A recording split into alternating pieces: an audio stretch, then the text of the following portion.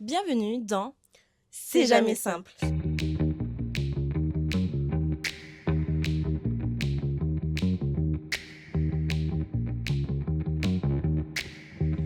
Bonjour à tous. Aujourd'hui, on se retrouve pour un nouvel épisode et on a la chance d'avoir une invitée. C'est Chloé. Vous allez en savoir un peu plus sur le sujet de cet épisode, qui elle est, ce qu'elle a fait. Donc voilà, on dit bonjour à Chloé. Alors Enchantée. Chloé, dis-nous tout. Qui es-tu? Qu'est-ce que tu fais là? Alors moi, du coup, c'est Chloé. Je suis en 4e année à l'ISCOM en spécialité événementielle. Mhm. Et j'y suis depuis la première année. Et du coup, voilà, l'année dernière, je suis partie en Erasmus. Mhm. Donc vous l'aurez compris, c'est le sujet de cet épisode. On va parler de l'Erasmus, du fait de partir dans un autre pays pendant ses études.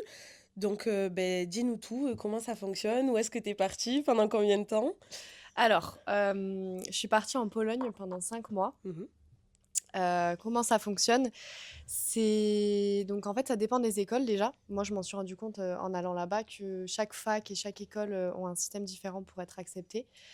Mais nous, à l'ISCOM, du coup, il faut d'abord passer le TOEIC, donc c'est un diplôme d'anglais avec des épreuves, etc.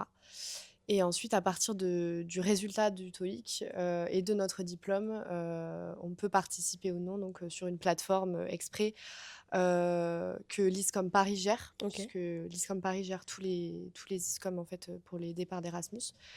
Et donc voilà, il faut passer le TOEIC, mettre son diplôme sur la plateforme et puis attendre les résultats. Ok. Et donc moi, donc tu peux choisir 5 destinations. Et moi, j'avais choisi des destinations comme la Suède, le Danemark, etc. Sauf qu'il y a un certain niveau d'anglais à atteindre pour ces destinations-là. Et moi, malheureusement, au TOEIC, j'ai eu B1.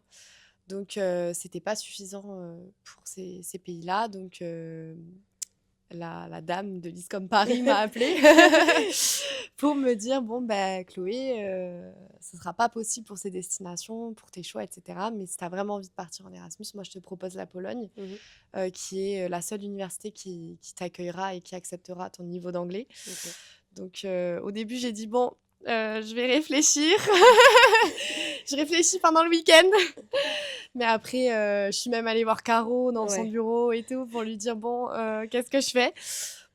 Ouais, c'est prendre une Mais décision assez rapidement quand même. ouais, c'est Ouais. ça. Ouais. C'est assez radical, surtout que c'est un peu au dernier moment aussi. Les résultats, c'était genre mi-novembre alors que on commençait février-mars.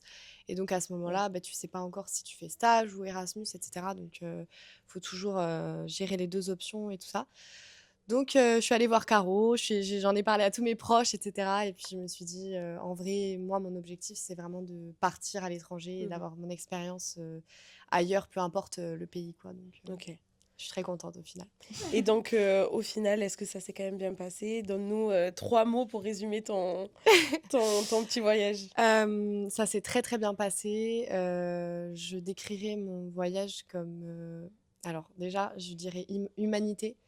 Parce que ça m'a fait réaliser à quel point il y a encore de Mm. l'humanité et encore ce lien entre les humains, ce partage de culture, enfin voilà, relations humaines, etc. J'étais hyper surprise en fait. À la fin, on s'est même fait des petits mots dans un petit carnet. Chacun, on se passait les carnets Ah. pour faire un petit mot d'adieu. Oh non. Tout ça en anglais, évidemment. Ouais. Mais c'était trop mignon et de relire ça, ça me fait du bien. Ouais. Donc humanité. Je dirais anglais aussi parce que du coup, après cette expérience, je suis plus B1. Ah. J'ai pu communiquer, bon, évidemment step by step, hein, Mm. mais évoluer en fait en anglais avec les gens autour de moi, me rendre compte aussi que je suis pas la seule à avoir un niveau faible, on va dire, en Mm. anglais. Tout le monde vient d'ailleurs, donc enfin, tout le monde a son niveau, a son accent en fonction du pays, c'est OK. Ok. Donc voilà. Et du coup, le troisième mot, je dirais que c'est tolérance, toujours dans le même esprit un peu qu'humanité, dans le sens où je me suis rendu compte que oui, il y a encore des humains qui sont ouverts d'esprit et malgré les différentes cultures, les différents milieux, il y a des gens en Erasmus qui viennent de milieux complètement opposés parce que il y a des facs où en fait, enfin, le programme Erasmus déjà, il y a des aides, c'est presque gratuit, donc en fait, il y a des gens de partout, Ouais. de tous les milieux et c'est extrêmement intéressant de voir que en fait, il y a pas de jugement, les gens se mélangent, peu importe d'où tu viens et c'était génial. Bah, c'est top, en vrai, si tu as pu apprendre plus sur, pas que en termes de compétences, je veux dire, en termes d'humain et Ouais. de... Ouais, c'est très cool, ma foi. Bah, tiens, Clara, je vais te donner le micro. Comment tu t'es sentie juste avant de partir? Est-ce que tu étais stressée, excitée vraiment à l'idée de partir Alors, j'ai toujours voulu faire l'Erasmus, donc on va dire longtemps avant, j'étais excitée. Mais quelques jours avant, évidemment, j'étais extrêmement stressée, mais en même temps, de l'adrénaline, un peu du bon stress, surtout du stress de quitter mes proches. Parce que les dernières semaines, tout le monde était autour de moi pour me chouchouter. Tous mes amis faisaient en sorte de me voir le plus souvent possible avant que je parte. Donc, c'est plutôt ça dont j'avais peur. Et je suis très proche de ma famille aussi, donc ça me stressait. Mais j'avais qu'une envie, c'était de partir pour découvrir davantage sur moi, sur d'autres cultures. Et voilà. Moi, c'est mignon. Et le premier jour où tu as été là-bas, est-ce que tu t'en souviens? Et c'est quoi qui t'a le plus marqué en arrivant du coup? Oui, je m'en souviens très très bien. On sent l'anecdote. Déjà, moi, j'étais arrivée une semaine avant. Je me suis dit, je me laisse une semaine pour m'imprégner un peu de la ville, etc. Donc, je suis arrivée le 24 février, j'ai la date. Le train, déjà, l'avion, pardon, il était à 6h du matin. J'ai failli le louper. Voilà, bon, première chose. Et en arrivant, je me souviens que mes premières impressions étaient un peu en mode, bon, est-ce que je rentre chez moi ou pas? Il faisait gris, il pleuvait, les gens autour de toi, ils sont pas souriants, etc., etc. Et je me sentais un peu seule, mais en même temps, j'étais excitée. Et en fait, il m'est arrivé une petite anecdote. Quand je suis arrivée pile dans la ville, en fait, il me fallait ensuite trouver des transports pour aller jusqu'à mon hôtel. Sauf que je connais pas. C'est un pays que je connais pas, une langue que je connais pas, les panneaux, je connais rien. Et en fait, je vois mon téléphone qui n'a de moins en moins de batterie. Donc je me dis, oulala, il va peut-être falloir que j'apprenne par cœur mon itinéraire. Et en fait, au final, mon téléphone s'est complètement éteint. Plus de batterie du tout. J'avais pas de batterie externe. C'est complètement bête. Et donc là, je me dis, oulala, j'ai 30 kilos de valise. Je ne sais pas où je vais en fait. Je parle à peine anglais. Je suis en Pologne, donc s'il faut, les gens ne parlent pas anglais, j'en sais rien. Donc un peu de stress, enfin beaucoup de stress en fait. Au final, j'ai pris mon courage à deux mains, j'ai demandé à des passants où est-ce que vous connaissez cet hôtel, comment je peux venir, etc. J'ai galéré parce que les Polonais, au premier abord, quand tu parles anglais, ils sont pas très contents. Donc, ce qui est compréhensible, mais voilà, le temps de s'adapter un petit peu. Et au final, j'ai réussi à trouver mon hôtel, sauf que devant l'hôtel, il faut un code qui est sur mon téléphone, qui n'a plus de batterie. À ce moment-là, il est 18h, ça fait 3 heures que je suis arrivée dans la ville. Je me suis réveillée à 6h, enfin 5h du matin, le matin, bref, j'en peux plus. Et par chance, il y a un mec qui rentre dans le portail. Je me dis, bon, trop bien, j'en profite pour rentrer. Je monte 4 étages, les gars. 4 étages avec 30 kilos de valise. J'ai fait plein d'allers-retours comme ça. J'avais les bras mais en feu. J'arrive devant la porte, un nouveau code. Je me dis, c'est pas possible. Là, je me mets à pleurer. Je me mets vraiment à pleurer. Je me dis, c'est pas possible. Je vais dormir dans la rue cette nuit, en fait. C'est pas possible. Je vois qu'il y a personne à l'accueil. En fait, c'est un hôtel, enfin, c'est une auberge de jeunesse. où il n'y a pas d'accueil. Ah. Donc, en gros, tout se fait digitalement, voilà. Ah oui. Sauf que bon, quand tu n'as plus de batterie, c'est un peu con. Donc, je me mets à pleurer, mais vraiment des larmes, à très très chaudes larmes. Euh, et, euh, et finalement, je pleure tellement fort qu'en fait, il y a quelqu'un de l'hôtel qui m'entend. Et il sort, il me dit qu'est-ce qui se passe? Il me voit avec mes valises et tout. Je lui dis je suis française, je dois, enfin j'ai réservé une chambre et tout, mais j'arrive pas à rentrer, j'ai plus de batterie et tout. Donc le mec adorable, il me fait rentrer, il m'amène dans la cuisine partagée, je vais charger mon tel, etc. Et enfin j'arrive dans ma chambre, j'appelle mes parents qui me disent eh ben oui, c'est l'Erasmus, ma beauté, bienvenue. Mais voilà, non franchement, belle anecdote, maintenant j'en rigole, mais c'était dur. Ah oui, ouais, c'est vrai que... Ouais. Non, franchement, dès le premier jour. Au moins, je suis Qu'est-ce que OP je fais pour le là? reste. Vraiment. Et du coup, niveau logement, là, t'avais pris une auberge de jeunesse, mais pendant 5 mois, t'étais en auberge de jeunesse ou après, Alors, t'avais un truc quand même? là, du coup, l'auberge de jeunesse, je l'avais prise pour les 1 semaine de battement où je m'étais dit, je m'imprègne un peu de la ville. Mais sinon, je dormais dans... Ça s'appelle les dormitories. En gros, c'est un petit peu comme le Crous, on va dire ici. C'est les chambres universitaires, quoi. Et donc, en fait, c'est des toutes petites chambres, bien vieillottes en plus, mais ça a son charme. Et en fait, du coup, il y avait une deuxième personne qui dormait dans ma chambre. Mais au moment où j'arrive, moi, j'arrive vers 10h le vendredi, 10h du matin. Et donc, j'arrive à l'accueil et la dame de l'accueil me dit, bon, bah, ce sera sûrement une fille bulgare qui dormira avec vous, etc. Donc, je me dis, ok, on verra. Et donc, je m'installe. Et quand je rentre dans la chambre, je me dis, oulala, 5 mois là-dedans.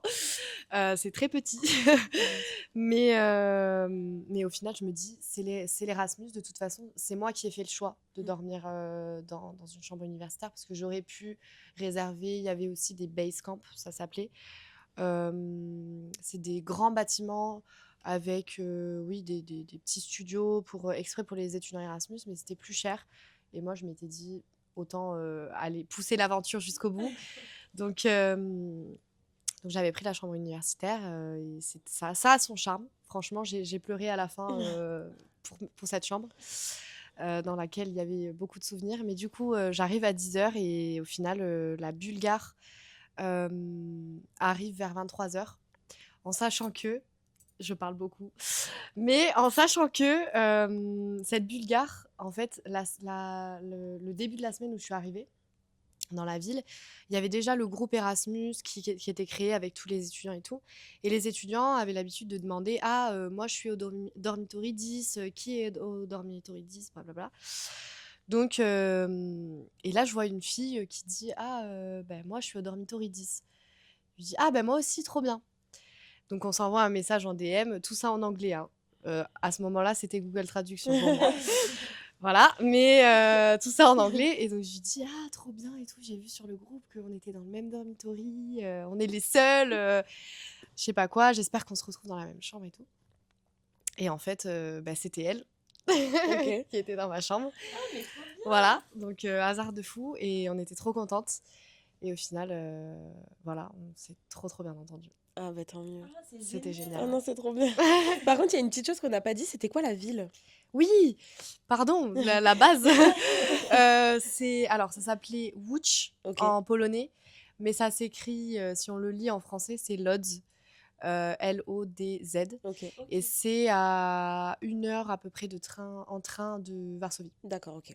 Voilà, c'est une petite ville. Et une fois que du coup tu as fait ta petite installation, que tu as bien pleuré, que tu t'es installée, comment ça s'est passé la vie là-bas? Est-ce que tu as vraiment senti une différence? Est-ce que tu as réussi à t'intégrer facilement? Alors, la première semaine, j'avoue que c'était beaucoup de la découverte plutôt touristique, on va dire, de la ville. Surtout que, encore un hasard de fou, le premier jour, je vais au McDo pour découvrir un peu le McDo polonais. Et en fait, je dis merci en anglais à une serveuse. Et il y a un mec à côté qui me dit: «T'es française, toi?» Je me dis: «Ouh là là, mais qu'est-ce qui se passe? C'est que le début, les gars!»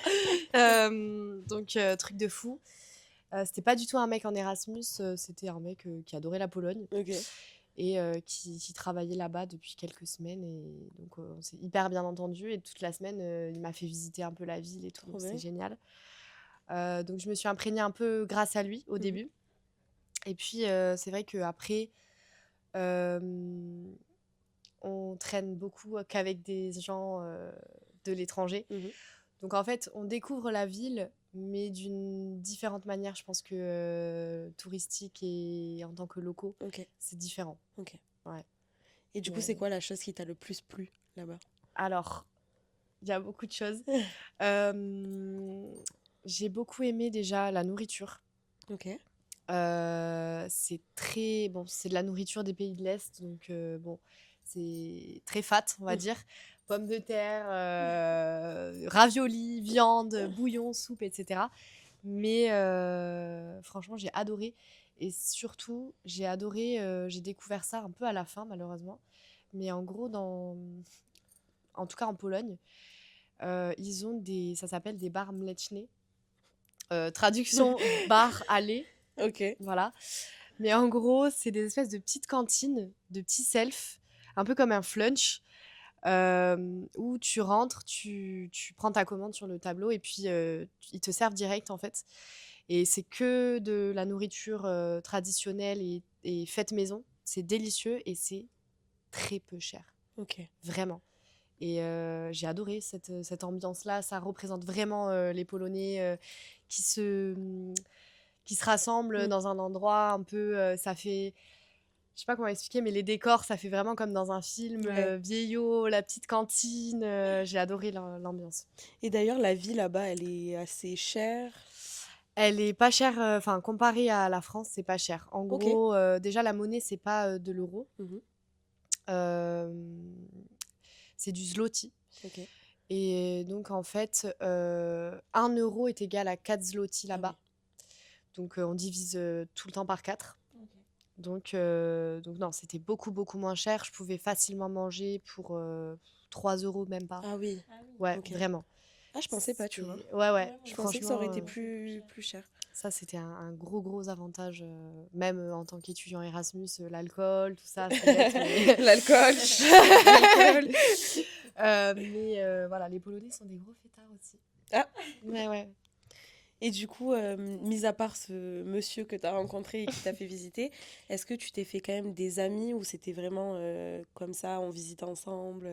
Alors, des amis pendant l'Erasmus, oui, clairement, je me suis fait une famille Ah presque. non, c'est trop Euh, mignon. euh, en fait, donc au tout début, la première personne, c'est ma coloc. Ok.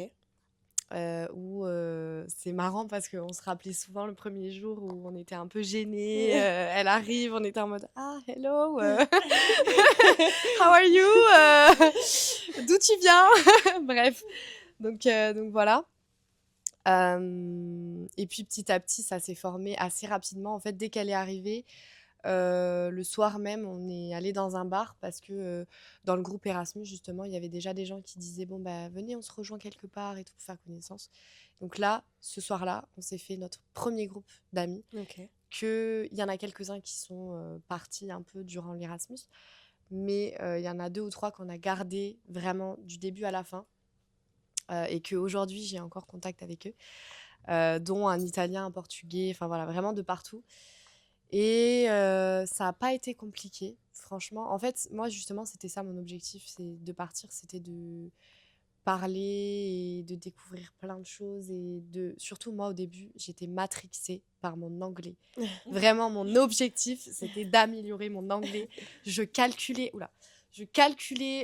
tous les jours. Ah, ok, aujourd'hui, je trouve que je me suis améliorée. J'ai appris ça, ça, ça et tout. Non, mais vraiment, Elle est j'étais... bilingue en revenant. Ah, vraiment. Et fort heureusement, l'un de mes amis italiens qui était très fort en anglais, grâce à ses différents voyages et tout ça, faisait que me dire: «Non mais Chloé, aie confiance en ton anglais, t'inquiète pas, vraiment, je vois que tu évolues». J'étais en mode: «Oh merci, merci beaucoup, ça me rassure». Mais non, en fait, c'est vraiment l'Erasmus, c'est une famille. En Ok. fait, on est tous dans la même merde, on va dire. Donc, on est tous en train d'essayer de se rassurer et de se créer en fait un petit monde. C'est comme un microcosme, une communauté qu'on se crée Mm. en dehors de la réalité. Ouais. Et en fait, tu te crées des amitiés avec des gens enfin, ici, tu t'imaginerais Ouais. jamais parler avec ce genre de personnes. Mm. Et en fait, tu découvres plein de choses et tu te dis, c'est génial, en fait. Ouais. Donc, c'est ça aussi qui te fait ouvrir l'esprit. Tu te dis, bon, bah, let's go. Au final, tu t'y es vite adapté quand même. Oui, vraiment. Mm. Franchement, j'ai de suite aimé l'ambiance. Ouais. Et non, franchement, c'était incroyable. En fait, on mange ensemble, on se douche ensemble, on fait tout ensemble. Ouais. 24 heures sur 24. Donc, en une semaine, t'as l'impression de les connaître depuis 3 ans, quoi. Ouais. Ouais. C'est un truc de fou, ça va tellement vite. Et dans la vie locale, est-ce qu'il y a un truc qui t'a marqué? Alors, bon, déjà, ils sont très fêtards. Comme j'ai dit, très, très fêtards. Ce qui m'a marqué aussi, c'est à quel point la météo, mais ça j'ai envie de dire, c'est un peu partout, la météo joue sur la rumeur. C'est-à-dire que euh, quand il a commencé à faire beau, j'ai découvert que les Polonais étaient gentils. Vraiment. Mais au début, j'avais peur d'eux, quoi. Enfin, bon, les étudiants, c'est pas pareil. On en a rencontré quelques-uns et tout, ils sont adorables, mais c'est vrai que les Polonais sont connus pour ne pas sourire, être assez neutres, etc. Et moi, je suis très... j'en fais trop, presque. Donc, ça m'a bien changé et ça m'a bien marqué dès le début. Et après aussi, évidemment, tout ce qui est autour de la culture architecturale, c'est de l'architecture complètement communiste. Donc, il y a toute une histoire. En fait, tout l'historique du pays, c'est extrêmement intéressant. Moi, la politique, ça m'intéresse beaucoup aussi. Donc, et puis l'histoire de la Seconde Guerre mondiale, c'est un sujet qui me passionne aussi. Et la Pologne, en fait, je me suis rendu compte, on le sait vaguement parce qu'on l'a appris, mais là, je m'en suis rendu compte à quel point ils ont eu un background, un historique de malade, en fait. Et, et en fait, ouais, tu ressens vraiment cette histoire-là, tu le ressens encore aujourd'hui bah, dans l'architecture. C'est complètement communiste, c'est des gros blocs, voilà, gris, c'est voilà. Et surtout, ouais, dans la politique du pays. Et tu le sens qu'ils sont assez nationalistes parce que bah, ils veulent pas reperdre leur pays. Mm. Enfin voilà. C'est vraiment ça m'a vraiment marqué et ça m'a fait être davantage curieuse sur cette période-là, ouais. Et souvent, on dit que l'Erasmus, c'est souvent l'école de la vie. Est-ce que toi, tu le vois aussi comme ça ou pas? Clairement. Clairement, justement, enfin, on s'était envoyé des messages il y a pas longtemps avec l'une de mes amies pour se reparler un peu de ça et se faire un petit débrief. Et on s'est dit, mais en fait, l'Erasmus, ça devrait être pour tout le monde. Tout le monde devrait partir en Erasmus, les gars. Vraiment, je vous jure, c'est un truc de fou. C'est une expérience humaine. Évidemment, j'en ai appris aussi en communication, attention, parce que j'en ai pas trop parlé, mais j'en ai appris quand même. Mes cours étaient en anglais et tout, c'était hyper formateur. Mais à côté de ça, l'expérience humaine, c'est un truc de fou. Je vous jure, à la fin, on croit en l'humanité à nouveau. Genre, vraiment, on se dit, purée, ça existe encore, quoi. L'amour, ce que les humains se portent, c'est magnifique. Le non-jugement, tu peux être 100% toi-même avec des gens que tu connais depuis 3 jours.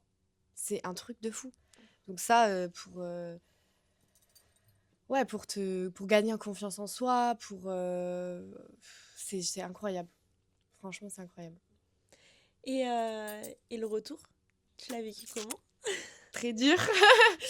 Moi, c'est un peu spécial parce que ça s'est fini fin juin. Et tout le mois de juillet, enfin en fait, tout le monde partait en juin.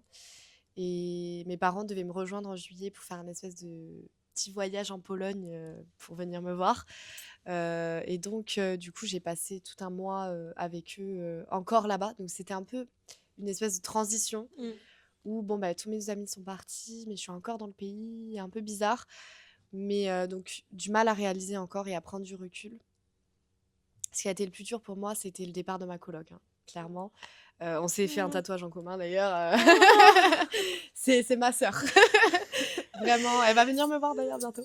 Oh, j'adore. Mais ça a été le plus dur et c'est à ce moment-là vraiment que j'ai réalisé, ok, là c'est la fin. C'est très très dur. Et en fait, après, j'ai pas vraiment eu le temps de me poser et de me dire, waouh, tout ça, ça s'est passé.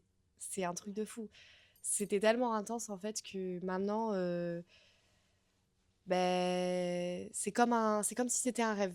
Comme si ça s'était pas passé en fait. Ça m'appartient, c'est limite quelque chose d'intime que aucun de mes amis très proches n'a vécu avec moi. Et donc, c'est un truc à moi. Même si je leur ai tout raconté, hein, mais... Donc, c'était un peu spécial. Et puis, ouais, en rentrant, j'avais plein de gens à voir, ma famille, mes amis, etc. Donc, j'ai pas eu encore, je pense, ce temps de réalisation. C'est un peu bizarre parce que ça fait déjà un petit moment quand même que je suis rentrée. Mais c'est vrai que, ouais, j'étais très triste, ça c'est sûr. Ouais. Donc pour l'instant, t'as pas encore ce petit côté Erasmus Blues finalement. Je l'ai eu. Tu l'as eu quand Honnêtement, même. je l'ai eu, mais en fait, c'est ça, c'est que je l'ai eu en Pologne, en Ah fait. oui, ouais. Parce que j'ai vu tout le monde partir. Ouais. Et clairement, oui, ça m'a fait me rendre compte aussi que la ville, enfin, le lieu où t'es, c'est pas le plus important, c'est les gens avec qui t'es. Et en fait, quand tout le monde est parti, je me suis dit, waouh, il y a rien à faire en fait dans cette Oh. ville. Qu'est-ce que je fais? Je suis seule.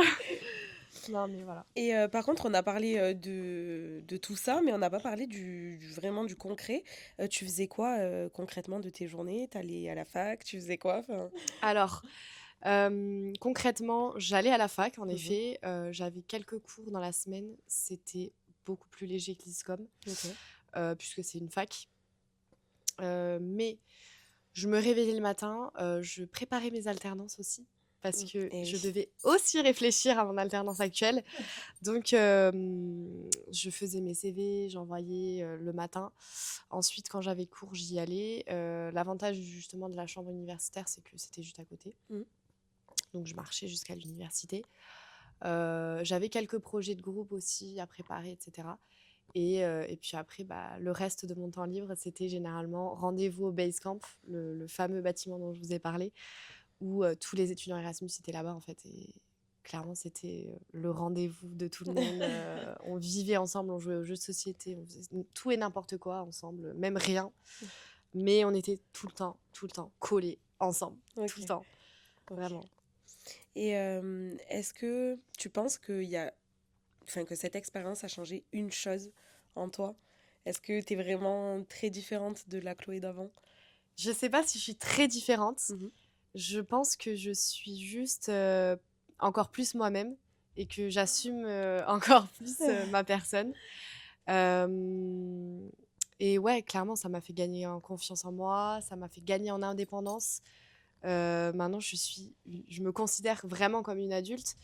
Je peux faire des paperasses toute seule, je me débrouille. Enfin, vraiment, j'ai vraiment gagné en confiance en moi et surtout, ouais, j'assume davantage qui je suis et j'ai beaucoup moins peur du regard des autres et du jugement, clairement. Ok. Ah, c'est trop bien. Ça me rend triste. Et du coup, est-ce que tu aurais un conseil quand même à donner à tous ceux qui l'envisagent ou qui ont peur?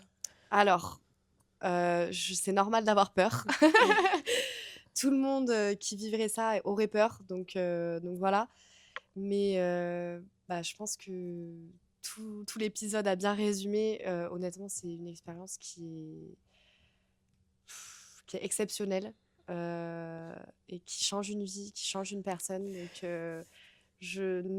ayez peur. J'ai pas envie de vous dire n'ayez pas peur parce que vous aurez peur. Mais vivez la chose à fond, vivez votre peur à fond. Et n'ayez pas peur que vos proches vous lâchent ou de perdre des amis entre-temps, etc. Vos amis, ils seront toujours là, les vrais. Quand vous rentrerez, ce sera comme avant. Donc, allez-y, vraiment. Donc toi, c'est que du positif Ah ouais, finalement. vraiment. Ok. Il n'y a pas une once de négatif. Non. Bah, en vrai, c'était trop bien. Ça donne tellement envie de partir. Je suis là, je suis en mode punaise. Ah ouais.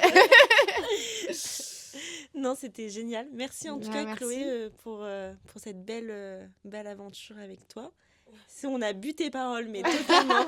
C'est adorable. On était captivés par la chose. Ça donne vraiment envie de vivre cette expérience finalement et de voir que ça t'a fait du bien aussi. Mm. C'est ce qui compte et nous, ça nous fait énormément plaisir que tu nous aies raconté ce bout de chemin finalement. C'est adorable. Merci à vous, franchement. Moi-même, je suis trop contente d'en parler parce que c'est vrai que, bon, mais avec mes amis, je leur ai résumé, mais très vite fait, quoi. Donc, ça me fait plaisir.